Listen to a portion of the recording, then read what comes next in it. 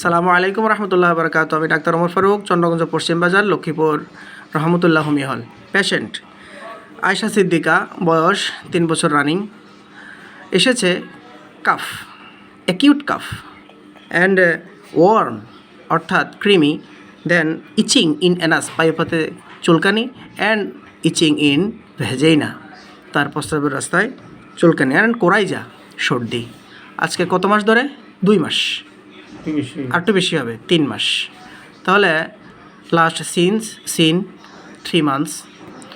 তো পেশেন্ট আমরা কি ওষুধ দেব? হোমিওপ্যাথিক চিকিৎসা।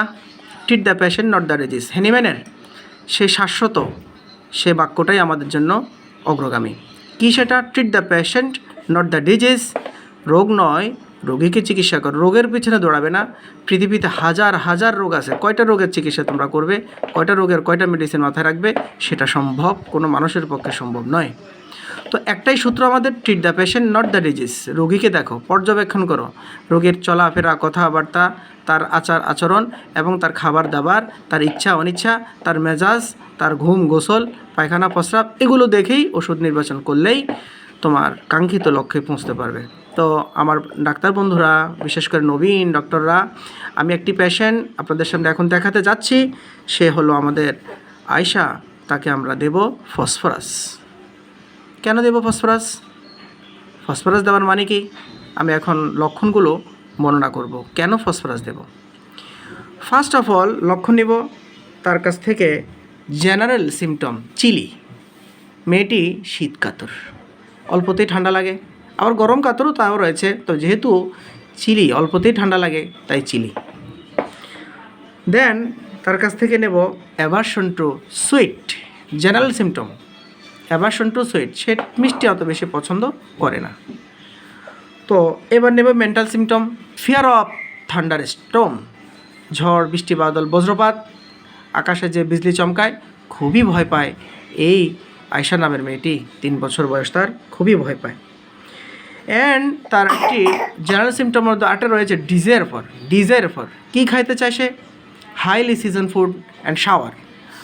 তো আমরা দেখব শাওয়ার আছে কি না। বন্ধুরা দেখুন যে ডিজায়ার ফর শাওয়ার, ফসফরাস আছে কি না। এই যে দেখুন ফসফরাস, সেকেন্ড গ্রেড। তো দেখব desire for highly season food, phosphorus আছে কি না। এই যে দেখুন phosphorus, first grade. Highly season, বাচ্চাটি হাইলি সিজন ফুড খাবার খেতে চায় এবং টক খেতে চায়, এগুলো, কিন্তু মিষ্টির প্রতি তার এত বেশি আসক্তি নেই। তাহলে আমরা জেনারেল সিমটমের মধ্যে পেয়ে গেলাম। তো এবার নিব ইন্টেলিজেন্ট কিনা, বুদ্ধিমত্তা কেমন। মেয়েটির বাবাই বলুক, আচ্ছা আপনার এই মেয়েটির মানে ছোট্ট বাবু হিসাবে কী ধরনের, কি চালাক বা একটু মুভমেন্ট, নড়াচড়া, কথাবার্তার ডাইস ডইস, এগুলা কেমন আপনার অন্য মেয়ের তুলনায়? মেয়েটি বয়স হিসেবে আমার কাছে মনে হয় একটু সচেতন, মেধাবী, একটু চালাক টালাক। হ্যাঁ, মাও কথা বলেন পাশ থেকে, সমস্যা নাই। তো একটু চালাক, ঠিক আছে। তো তাহলে আমরা ইন্টেলিজেন্ট লিখতে পারি, সচেতন বা একটু বুদ্ধিমত্তা, ছোট হিসাবে তার যা যা করা দরকার। কিন্তু এরকম কিছু কিছু ছোট ছোট বাচ্চা আছে একদম বোকা, বনদশ, কিছু বলতে পারে না, হ্যাঁ খালি কান্না করে। হ্যাঁ, ছোট বাবু হিসাবে সব কিছু সে চিনে, আনতে বললে আনে, মোটামুটি চালাক।